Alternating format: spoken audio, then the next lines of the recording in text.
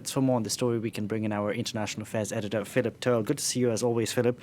What is Josep Borrell planning to do in Russia? Well, the first thing, Delano, is that I don't think there's going to be any meeting between Josep Borrell and Alexei Navalny. The Kremlin has made it pretty clear that the EU representative is going to be welcomed into the country, but he will not be allowed to interfere in what they're calling an internal matter. There was even a quote which came from the Kremlin which said that it hoped that nobody would make the mistake of linking EU-Russia relations to the future of a resident in a detention centre. So it's pretty clear from Russia's standpoint that the EU should keep out of anything to do with Alexei Navalny's jailing. That said, it is pretty clear that Josep Borrell is going to deliver a very strong statement from the EU to the Russian authorities calling for Alexei Navalny to be released. The Kremlin has said, well, if Josep Borrell does come out with a strong statement, then the Kremlin will answer that with an equally strong statement. So it looks on that front as though there's going to be a bit of a standoff. So what we can be certain about in these discussions is there will be no meeting between the EU representative and Alexei Navalny, who has been sentenced to 3 years in jail for failing to turn up for an order during his detention.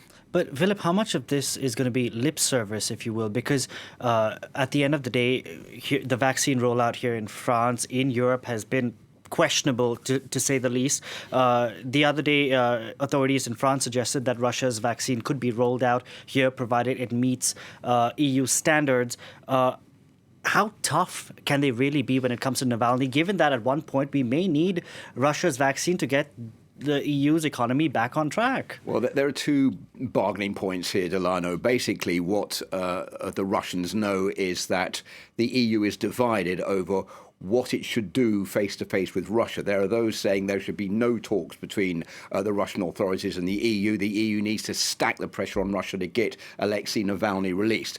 So there are at least 5 countries within the EU which are against this meeting taking place today between Alexei Navalny and the Russian authorities. Russia knows that, and they know that the more the EU is divided, the weaker the EU is going to be, and that's a bargaining chip as far as they're concerned. The other one is that they know that the EU is going to need this vaccine. They're going to need the Sputnik V vaccine, which is going to help fight against the spread of coronavirus in the EU and elsewhere in the world. Now, the vaccine has been given the go-ahead by the serious medical review in the UK called The Lancet, which has said that it's 92% effective. So Russia knows now that, having been laughed at about this vaccine to begin with, it is actually now proven to be something that's 92% effective, therefore will be needed by the EU. So that's another bargaining chip for the Russians. So the EU is divided over its approach to Russia, and Russia knows that it is divided.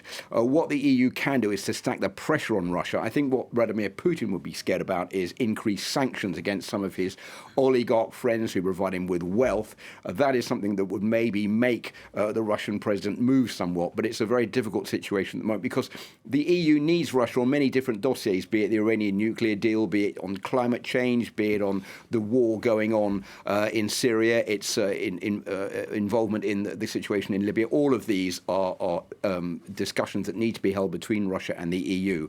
So it is a difficult situation at the moment for both sides. It's going to be a difficult dance for Josep Borrell later on today. Thank you very much.